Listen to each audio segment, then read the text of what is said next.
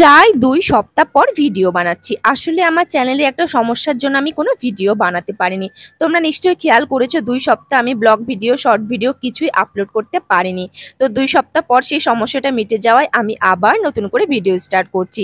তো এই ভিডিওগুলো হচ্ছে ষষ্ঠীর ভিডিও। তোমরা তো জানো ষষ্ঠীতে গেছিলাম। কিন্তু সমস্ত ভিডিও করে রেখেছি, পোস্ট করা হয়নি। তো এটা ষষ্ঠীর পরদিন। ষষ্ঠীর দিন তো বেশ ভালোই মজা করলাম। তোমরা দেখেছো, যারা দেখোনি তারা চ্যানেল থেকে দেখে নিও। আর ষষ্ঠীর পরের দিন সকালে উঠে দেখি মা ব্যাটার দিয়ে বানাচ্ছে ঢোকলা। তো এটা রাজস্থানী না গুজরাটি ঠিক মনে পড়ছে না, সেখানকার খুব ফেমাস রেসিপি।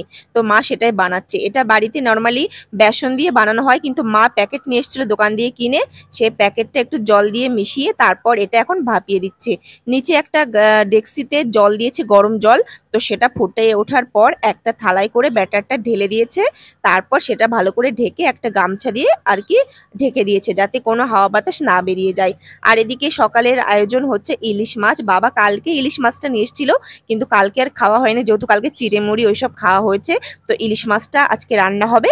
আর এই কচু দিয়ে রান্না হবে ইলিশ মাছের মাথা। ইলিশ মাছের মাথা দিয়ে কচুর শাক তো পুরো ফেমাস, সবাই জানো। তো এই দেখো এদিকে কচুটা রান্না হচ্ছে, আর মা এদিকে কচুটা ভালো করে টুকরো করে কেটে ভাপিয়ে নিয়েছে। আর এদিকে আমাদের ঢোকলাটাও সুন্দর হয়ে গেছে, দেখো একদম পুরো কেকের মতো হয়ে গেছে। আর এটা এখন ছুরি দিয়ে পিস পিস করে কেটে তারপর সবাইকে পরিবেশন করা হবে।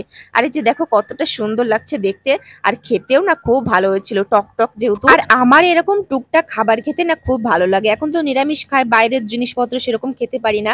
বাড়িতে যদি এরকম নিত্য নতুন খাবার হয় আমার তো খুব ভালো লাগে। তো ওটা পিস পিস করে কাটার পর একটা শিরা তৈরি করে নিতে হয়।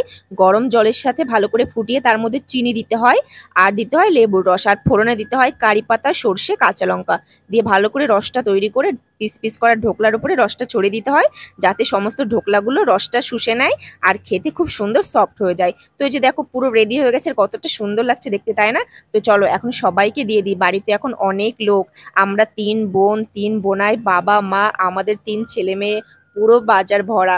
আর শুধুমাত্র একটা বোনই আসেনি, সেজো বোন, ও বরের সাথে পুনাতে আছে। তো সবাই ওকে খুব মিস করছি, আর আমি জানি ও বাড়িতে বসে বসে আমাদের কথা খুব মনে করছে। আমাদের জীবনে এমন কিছু কিছু সময় আসে তখন আমরা চাইলে কিছু করতে পারি না। ওই যে সবকিছু ওপরওয়ালার হাতে আছে, সে যা চাইবে তাই হবে। তো চলো খুব মজা করে তো ঢোকলাটা খেলাম, আর বেশ সুন্দর হয়েছে খেতে, টক টক মিষ্টি মিষ্টি হেভি টেস্ট। তো চলো এখন ঘরে নিয়ে গিয়ে বোন বোনাই সবাইকে দিয়ে দিই। সকালে তো যাই হোক টুকটাক খাওয়া হলো, এরপর আমাদের ভাত না হলে আর চলে না, বুঝেছো? আমরা সকালবেলা যাই করি তাই করি, আমাদের ভাত লাগবেই। তো মা সকালবেলা আজকে রান্না করবে মাছের মাথা দিয়ে কচুর শাক, আর ইলিশ মাছের একটা ঝাল করবে, ব্যাস।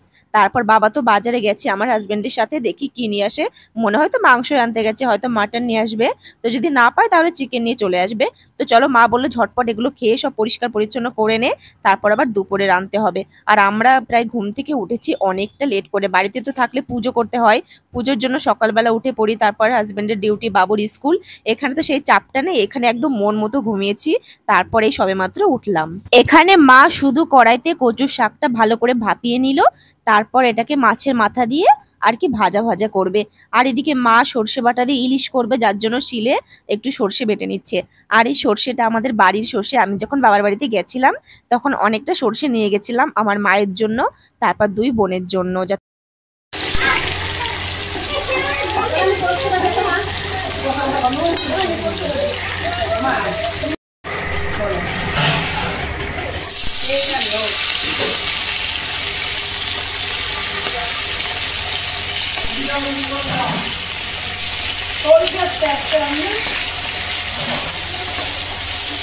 মাছগুলো সব ভাজা হয়ে গেছে, মাছের মাথাটাও ভাজা হয়ে গেছে। আর এখানে মাছের ঝালটা প্রায় শেষের দিকে, কতটা সুন্দর টকবক করে ফুটছে। এই দেখো মা নামিয়ে রেখে দিয়েছে, আর কি সুন্দর তেল তেল করছে ওপরটা, তাই না? হেভি হচ্ছে দেখতে। আর এখানে কচু শাকটা এখনো পর্যন্ত নাড়া হচ্ছে কড়াইতে, কারণ কি পুরো রসটা যতক্ষণ না শুকিয়ে আসবে ততক্ষণ এভাবে কড়াইতে ভাজতে থাকবে, নাহলে যদি গলা ধরে, অবশ্য গলা ধরবে না, যদি গলা ধরতো তাহলে কাটার সময় হাতটা একটু চুলকাতো, কিন্তু কিছুই হয়নি। আর মা যেহেতু আগে থেকে ভাপিয়ে নিয়েছে। তো চলো কচু শাকটাও প্রায় হয়ে গেছে, মাছের ঝাল ঝালটা হয়ে গেছে আর এখন সবাইকে খেতে দেবো। কারণ কি যে ঢোকলাটা রান্না করেছিল না মা সকালবেলা, ওটা অনেকে খায়নি। আমার যেমন ছোট বোনাই, তারপরে সবাই 1 পিস 2 পিস করে খেয়েছে, ওটাতে তো আর পেট ভরবে না। কিন্তু আমি যা খেয়েছি আমার আজকে আর ভাত না খেলেও চলবে, অনেকটা খেয়ে নিয়েছি। তো চলো এখন আমি সবাইকে খেতে দিচ্ছি, সবাই বসে পড়েছে আর আজকে আমরা সবাই একসাথে খাবো। আর আমার জন্য আছে নিরামিষ খাবার, আলু সিদ্ধ দিয়েছিল মা, তো সেটা ঘি দিয়ে আমি এখন গরম গরম খেয়ে নেবো। আর আমি এখন বসে বাবুকে খাওয়াচ্ছি, এদিকে আমার বোনেরা আমার মা সবাই খেতে বসেছে। তো চলো ভিডিওটা কেমন লাগলো অবশ্যই বলো, আরো নতুন নতুন ভিডিও দেখতে অবশ্যই লাইক করো।